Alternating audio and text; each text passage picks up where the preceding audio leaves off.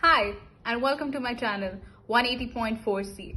My name is Gayatri, and this is a very special day for me today. Let's get started. Today I'm going to share with you one of my favorite recipes of chocolate walnut cake, but with a very special twist. Let's check out the ingredients. So we're going to require 100 grams of flour, whole wheat flour, around 10 grams of cocoa, 25 grams of walnuts, 50 grams of brown sugar and white sugar. I have mixed it both. 100 grams of butter, unsalted. 100 grams of melted chocolate. Approximately 75 ml of milk. 2 eggs. Some vanilla extract. And baking powder and baking soda. So let's get started. So in a big bowl, we will mix atta. We will mix some cocoa. Baking soda. And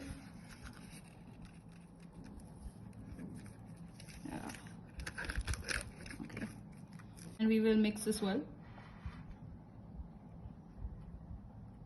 and let's transfer it in a big bowl and sieve it.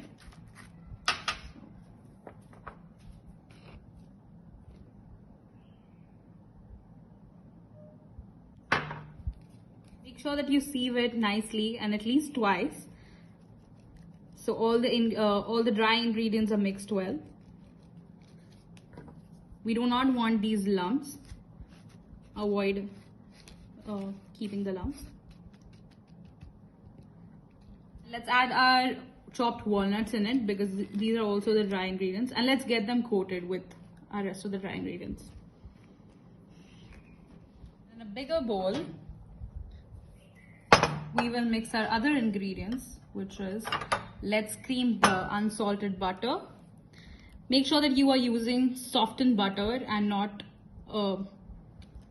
hard butter or something like that. Salted butter is also okay, but I preferably use unsalted butter. It's also known as makhan. Let's add our sugar, brown sugar and white sugar. I like using brown sugar because it gives a very nice and gooey texture, and it also adds a little bit of caramelized color. Okay, and let's cream this. Let's just mix this. Mix it till the sugar is completely incorporated with the butter, and it should look light and fluffy. You can also use an electric whisk, but I do not, it's not required. So in this, now our butter and sugar is creamed, and to that we're going to add approximately 100 grams of melted chocolate. I have used Morde here. You can just chop it into small pieces and either double boil it or keep it in the microwave. I've just kept it in the microwave and it's melted perfectly fine. And you can use more amount of chocolate if you want, because no chocolate is enough. So your batter, your mixture should look somewhat like this. That's about it. So we need to beat. I'm going to keep this aside for 2 minutes. These are the 2 eggs, but I have already beaten them to a really nice and fluffy texture, which is like this, till it's nice with soft peaks. And to that, I'm going to add a teaspoon of vanilla extract. Now I'm going to whisk it a little. See, that's how fluffy it should be. We're not going to let the aeration go, so I'm just going to mix it faster, and that's about it. So we're going to add these beaten eggs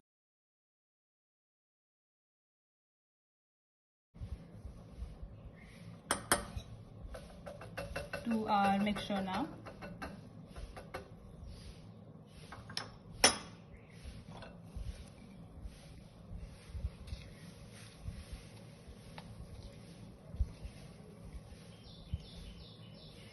That's how it should look.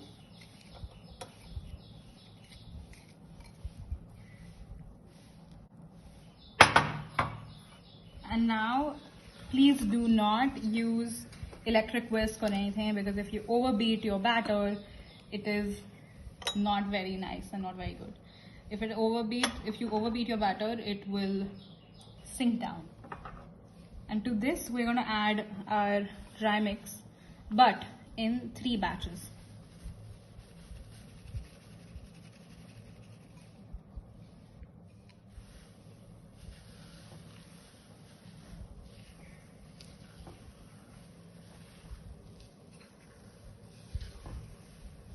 Okay, so sometimes what happens is you might require some extra amount of milk because we need the batter to be nice and flowy, and which is not the case here. Okay, so let's keep on mixing it. See, it's all coming in together, which is a good sign. Let's clear the sides. See, voila.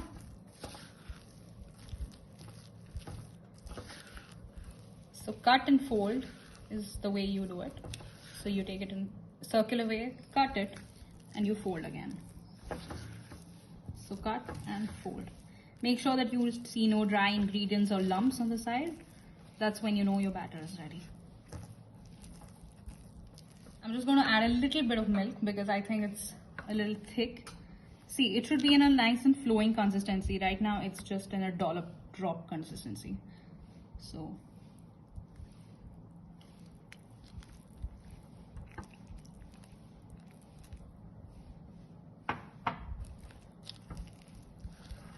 this must be around 2 to 3 tablespoons of milk. This is what I feel. Here we go. This is how a batter should look right now. Yes, perfect. So now you remember the coated walnuts that I spoke about. So this is the last. These coated walnuts is what you add in the end and mix it with your batter.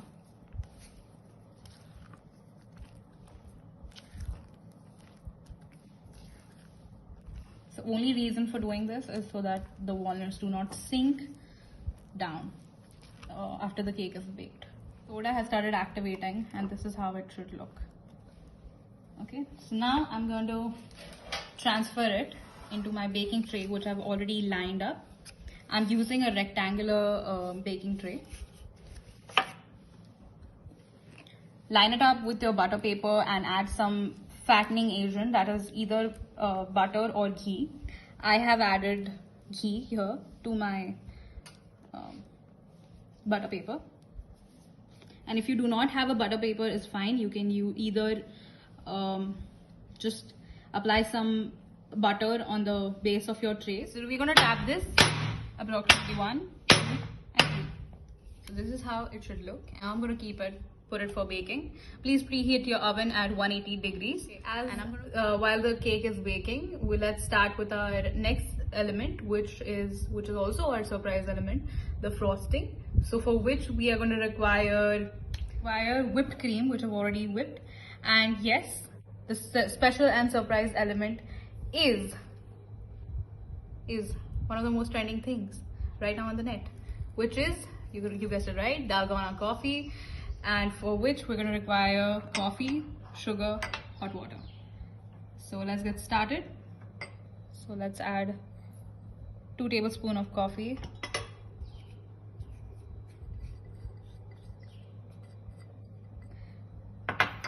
2 tablespoons of sugar, and 2 tablespoons of hot water or warm water.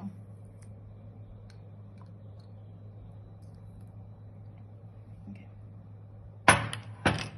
And now we're going to whisk it for a very long time till it actually doubles up into a frothy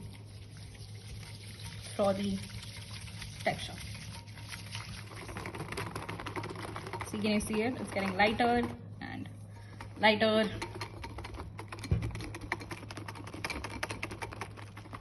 Whisk it faster so it just kind of gets that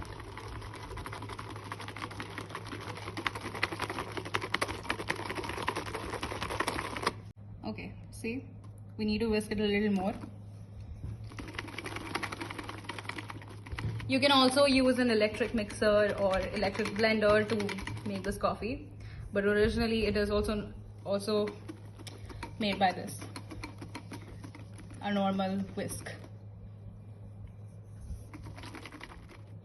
This is our whisk cream. This is approximately 150 grams or ml, sorry, 150 ml of cream, and that's our Dalgona coffee.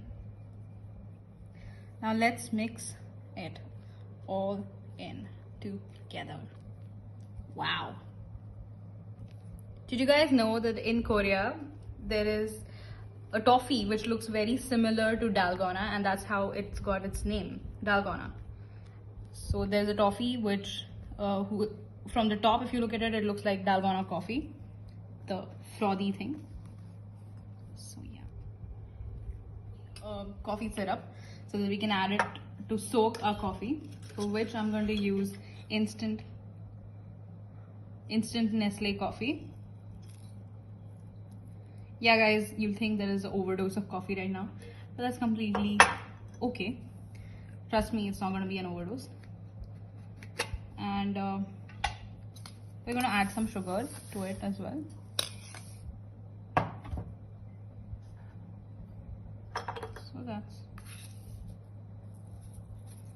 So our water is still really warm, and I'm just going to mix this all together till the sugar is dissolved. So that's a simple coffee syrup which you can use to soak the cake. That's about it. I'm gonna go and check on the cake right now.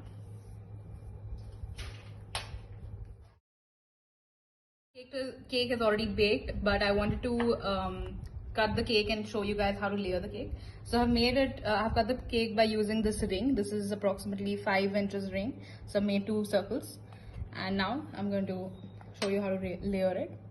So for the first layer, I'm going to put this on my plate,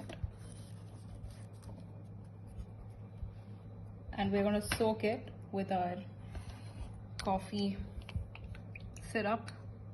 Not a lot. So now this is the Dalgona frosting. We're going to add some generous amount of it.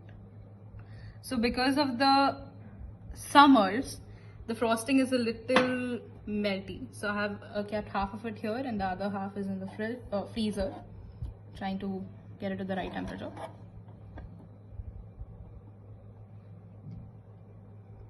Okay.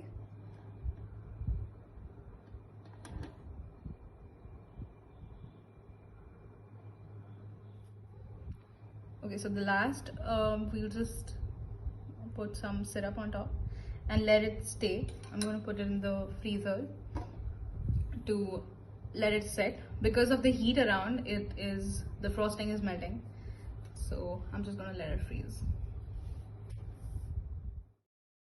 Hallelujah to this cake.